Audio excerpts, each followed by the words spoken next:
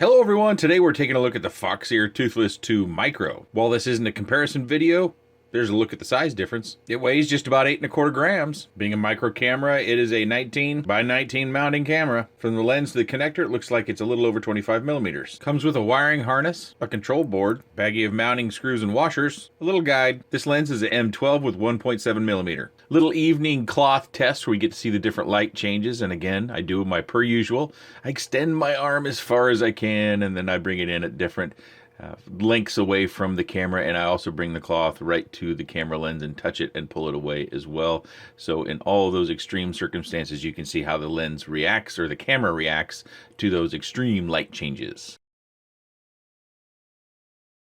This is our outside sample. We just did the Foxeer Toothless 2 Nano. They're very, very comparable. Now, I didn't do a side-by-side. I'm comparing two Nano cameras in a side-by-side video I am preparing. This section on the side of the house is extremely dark. It's the kind of dark where when you're walking, you kind of have to feel your way through it. And a quick scan of the neighborhood as well. And we will go for a flight. And I figured, because the Nano version of this camera did so well at night, that there would be a lot of people out there clamoring for a night flight. So of course we're going to do that. This section when I fly in front of my neighbor's house, the ground it's kind of shaky as far as being able to see it. But outside of that, because their area is so dark, very flyable at the nighttime with just house lights. Just a reminder for those that might be coming to the channel for the first time, my neighborhood does not have street lights. We only have house lights. Some houses have, all houses, I think HOA are required that you have like a post light in your yard. Some people have landscape lighting. Some people have their house lights on. Some people don't. You can take that all in for yourself. And I did have one person that commented about how creepy it was for me to be flying around my neighborhood. It might be creepy in your neighborhood, but in my neighborhood, we're all very friendly and familiar with one another. Some of them, I attended their kids' birthday parties. Our kids play together. We have barbecues in the neighborhood when that sort of thing is, going on. We have walkers that come through. Our kids all talk to everybody. They all know I fly. I've shown most of them the channel even. Some of them might be watching this very video. I've not received one complaint from any neighbor about any of my flying over the last 4 years. So while it might be creepy in your neighborhood, I have a feeling that my neighbors are all okay with it. But we did our cruise around. You got to see the neighborhood and the length of my comfort of flying in and out of the neighborhood. I think let's jump into the sunny day flight.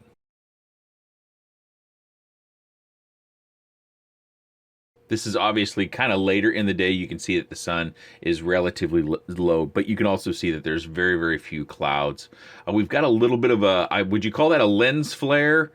When the sun strikes the lens, you can kind of see it moving around. You might need to go back if you didn't pick that up.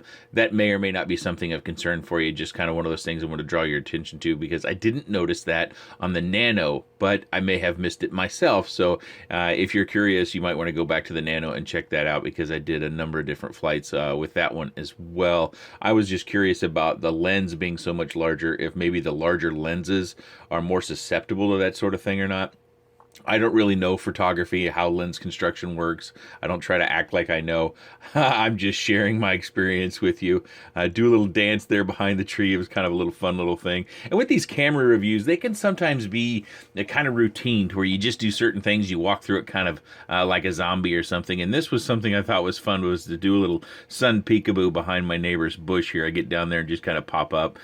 Just having a little fun. There's another little fun segment I'm going to include in this video of my 15-year-old when he was out doing some chores and he was trying to take my quad down with a rake.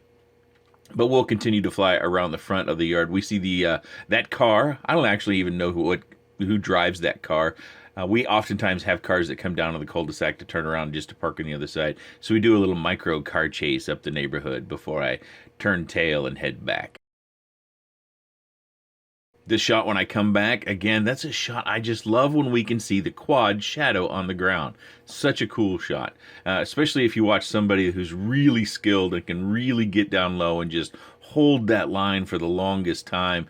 And I don't know, it feels like, I don't know what it feels like. I like it a lot. I've had a number of you comment about how you like it a lot. I almost get transfixed on the shadow when I have that shot in view. I have to think about the fact that I shouldn't be getting too distracted following my shadow, otherwise I might crash. But I enjoy that and get transfixed by that shot or that view so often that whenever I see it in my DVR when I'm playing these things back and I'm narrating a little bit, it always pops into my mind that that is so cool. At least to me, it's cool. It might not be for everyone, but I sure do like it. And we get another shot of it here as I cruise down the sidewalk there. So we've done a couple of full circles. You got to see a lot of different views. We got full sun. I have a cloudy day, and then, well, let's jump into the part where my son tries to take my quad down with the rig. He was actually out doing some yard work that he, let's just say he didn't complete the job when he was working on it earlier, so he had to make a second attempt to complete the job. Right away, you can see it. I'm backing away from him, and I'm just going to taunt him a little bit, and this will actually embarrass him quite a bit, so I'm going to be sure to tell him that he's in a video, and maybe if I get a chance, I can tell several of his friends that he's in a video as well. He's 15.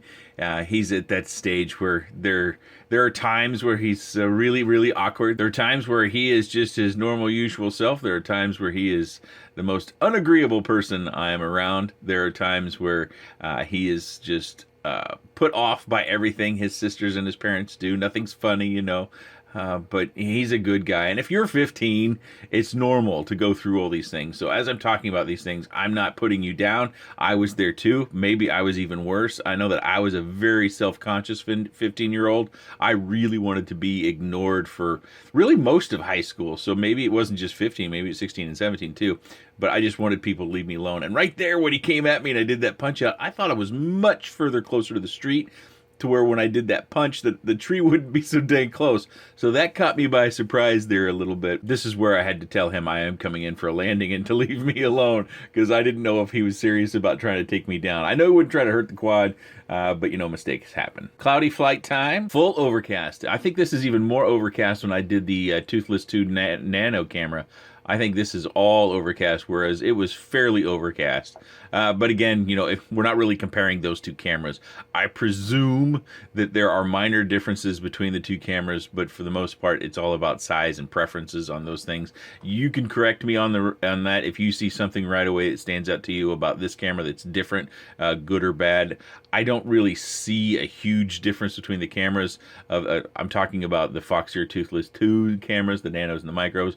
I think they're very, very comparable. The Micro, of course, has camera control, so you can wire that to your flight controller.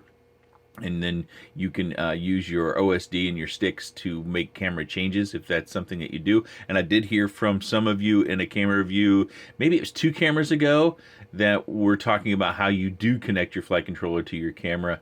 And although you may not make more than 1 or 2 changes on it, it's something that you do as well. You do.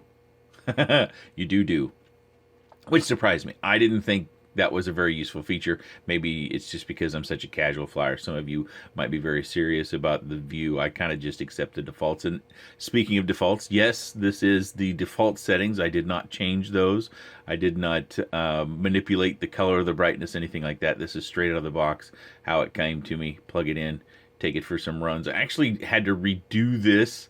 I think it was this day or the previous day, for the cloudy flight, I could have swore that it was raining because I thought I saw a droplet on the lens in the FPV goggles. So I raced in right away to bring the quad in, because this is the primary quad I have set up. Well, this is the only quad I have set up for camera reviews. And speaking of that, this is set up in a manner where the VTX is not at play. The camera goes directly into the run cam mini DVR and records it, and then it goes out to the VTX, and then I see it from the goggles on the VTX. So we get the cleanest recording so that you can grade or judge the camera to your heart's desire. Let me know. Tell me what you think. Am I crazy about the Toothless 2 Nano and Micro being essentially the same, or is there something that stands out? That's the big question I have for you. I am doing a comparison between the Baby Rattel, which was widely the most requested comparison to the Toothless 2 Nano. So we'll have Toothless 2 Nano and Baby Rattel going head-to-head shortly. I am having some rendering problems with keeping the video smooth. I rendered it 4 times a day, and I found some different issues within doing side-by-side video where it just didn't come out very well. I'd have one side of the side-by-side that would get ahead of the other side, so I'm trying to sort that out within my skill set and my computing power, which isn't great all the time, which is fairly old, but you know, that's a sacrifice. This isn't my job. My job is, it handles my job functions just fine, you know, research on the web, sending emails, remote, RDP, all those things that I might need to get into my work stuff. But when it comes to video editing, it really kind of suffers. Hopefully I've provided you enough footage. Let's go back to the desk and wrap up. The thing I wanted to ask you about, get my camera to focus here a little bit, is this connector. That I've either missed it on other cameras, but that looks to be a fairly unique connector. And is that a connector that we actually have on our flight controllers that would allow you to just plug them in and then you get all the wiring done for you? This is quite a length of wire, but I was very curious about this connector. Let me know if that's a standard connector, if that's something special that Foxeer has done. You can see that it's got a, you kind of depress it to where it clips in, which is pretty cool if we've got flight controllers. I suspect on 5 inches or maybe even 4 inches, we might be seeing this connector, because in the micro world where I operate, we're not seeing that at all. I don't think I showed you the back of the camera in the quick roll. I want to make sure I get a full view of the back of the camera. You can see all the different wiring and the wire map layout just below the connector. This area right in here, this shiny part, I believe that is just glue that has dried, that does not look smooth like plastic. So I think that's glue. Then you have your screws that go in. There's one right here in that corner, one right there in that corner, so that holds the camera housing and the lens against the PCB. Nothing else really to show you. You can see where I've scratched it up a little bit, getting it mounting. Got the Foxeer logo and that big giant lens looking right at you. Because I did look it up, I can tell you that on the Foxeer website, they have this listed at $35.90. Comes in black, and obviously it comes in white as well. Oh, I nearly forgot, we need to run through the settings too. As usual, I'm not going to go through the settings and narrate each and everything that I go into. There's a special settings section where you can change how what aspect ratio you have, and some people who have widescreen goggles or you have visors that you wear, you may want that 16:9 view. Also the 4:3, that's what I fly, that's what I'm most used to. I didn't change any of these things around. I do appreciate the fact that it's easy to see and navigate. In this particular case, I have the lens cap on to make it really stand out, but you can see how the blue highlight, which is your selector, changes the text to kind of a teal color. Otherwise, when it's not selected, the blue outline isn't around the words, and the words have actually a little bit of a different font as well. It seems to, when you select that line, it changes the font a little bit as well. So I think Foxeer does a good job with laying out the settings, and it's something that I appreciate. Maybe I'm just an oddball in that regard. Maybe I'm just an oddball in that regard because I am recording that stuff to be able to show you, and I can always appreciate that when I can see it very easily, and then therefore when I make the video, it'll be easy to see in the video as well. If you haven't already, while you're watching these settings, if you're still here watching the settings, leave your comments down below what you think. Do you prefer micro cameras? Even if the performance and everything else is equal, do you prefer a micro over a nano camera? And if you do prefer a micro over a nano camera, why? If you prefer a nano, but you have quads that you can perfectly fly micros in it, is it just weight? Is it just a weight savings, or is there another reason why you choose the nano over the micro? Because most of these companies do come up with very similar cameras that are micro-sized and nano-sized. And I'm curious if the market still needs that, or if it's just kind of narrowing its own market for its products. I'm just not certain. That's a question that I have for you. Took the lens cap off there for a moment, and you got to see what it looks like on my bench. And the movie that I was watching or listening to on Netflix was The Evil Genius, that is about the collar bomber. He wasn't really, I don't know if he was the bomber or not, but the guy who had the bomb strapped to his neck and he went into a bank and robbed it. Pretty good docuseries. All right, so that's all I have to say about this camera. I hope to get the comparison between the Toothless 2 Nano and the Caddx Baby Ratel out maybe this weekend. If not, I might have to push to early next week, but you have that to look forward to. If you do have any comments, questions, suggestions, or otherwise about this camera, please let me know in that section down below. I appreciate your time. And thanks for watching.